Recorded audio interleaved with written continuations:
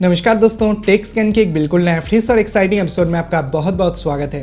दोस्तों, आज की इस वीडियो के अंदर भारत के अंदर third largest telecom company Vodafone idea के बारे में बताऊंगा, क्योंकि वोडाफोन आइडिया कंपनी अपने मार्केट शेयर को और ज़्यादा खो सकता है और ये हो सकता है सिर्फ वोडाफोन आइडिया कंपनी के अंदर जो कैश फ्लो, जो फंडिंग है वो नहीं मिलने के कारण से।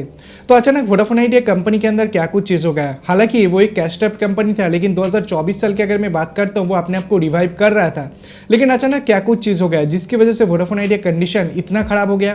पूरा डिटेल्स इस वीडियो के अंदर मैं आपको बताऊंगा, तो अगर आपको इसके बारे में जानना है तो वीडियो को लास्ट तक जरूर देखिए। चलिए वीडियो को शुरू करते हैं।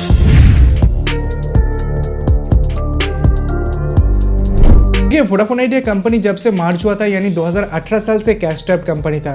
2018 साल से पहले वोडाफोन एक अलग एंटिटी था और आइडिया एक अलग एंटिटी था, और दोनों मिलकर वोडाफोन आइडिया लिमिटेड बना था। और 2021 साल के अंदर कंपनी का नाम चेंज करके वीआई कर दिया गया। लेकिन ऐसे एक सिचुएशन के अंदर वोडाफोन आइडिया कंपनी ये कोशिश करते कि किस तरीके से भारत के मार्केट के ऊपर सस्टेन किया जाए। जब ये दो कंपनी मार्च हुआ था तब सब्सक्राइबर बेस की अगर मैं बात करता हूँ तो भारत के अंदर सबसे ज़्यादा सब्सक्राइबर बेस था, और आज के डेट के अंदर जियो एयरटेल से भी कम हो चुका है, और आने वाले टाइम के अंदर और ज़्यादा कम यहाँ पर हो रहा है। और इसके पीछे मेन जो कारण है वो है पुअर नेटवर्क क्वालिटी। देखिए, आज के डेट के अंदर जियो एयरटेल जैसे कंपनी अपने 5G सर्विसेज को भारत के हर एक जगह के अंदर लॉन्च कर दिया है, जहां पर वोडाफोन आइडिया कंपनी अभी भी अपने 4G सर्विस को लेकर बैठा है और कुछ चुनिंदा जगह के अंदर अपने 5G सर्विसेज को लॉन्च किया है। लेकिन अगर मैं 4G की भी बात करता हूं, जो टेक्नोलॉजी जियो एयरटेल यूज करे उससे काफी खराब टेक्नोलॉजी वोडाफोन आइडिया यहाँ पर यूज कर रहा है, और कस्टमर्स को उतना बढ़िया सर्विस प्रोवाइड नहीं कर पा रहा है। तो overall customer satisfaction level Vodafone idea company के अंदर काफी ज्यादा खराब है। उसके बाद सबसे बड़ा प्रॉब्लम वोडाफोन आइडिया कंपनी के अंदर आ जाते हैं वो है एडजस्टेड ग्रॉस रेवेन्यू, यानी एजीआर मैटर, जिसके अंदर गवर्नमेंट को एक ह्यूज अमाउंट ऑफ पैसे जो वो यहाँ पर देना है वोडाफोन आइडिया कंपनी को, जिसके अंदर सुप्रीम कोर्ट के पास उन्होंने प्लिया दिया था, लेकिन वो खारिज हो गया।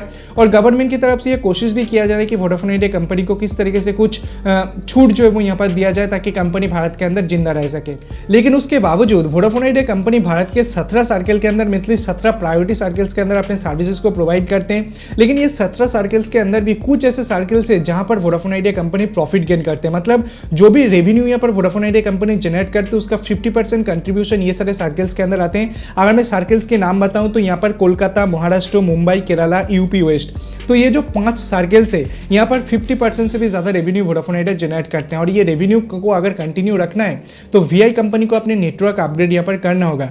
नेटवर्क अपडेट का मतलब सिर्फ 5G ही नहीं, अपने 4G नेटवर्क को भी और भी ज़्यादा अपडेट करना होगा। नेटवर्क अपग्रेडेशन किस तरीके से पॉसिबल है? एकमात्र पॉसिबल है अगर वोडाफोन आइडिया कंपनी के अंदर कैश फ्लो है, इन्वेस्टमेंट है, और उस पर्टिकुलर पैसे को लेकर वीआई कंपनी अपने नेटवर्क को अपडेट कर पाए।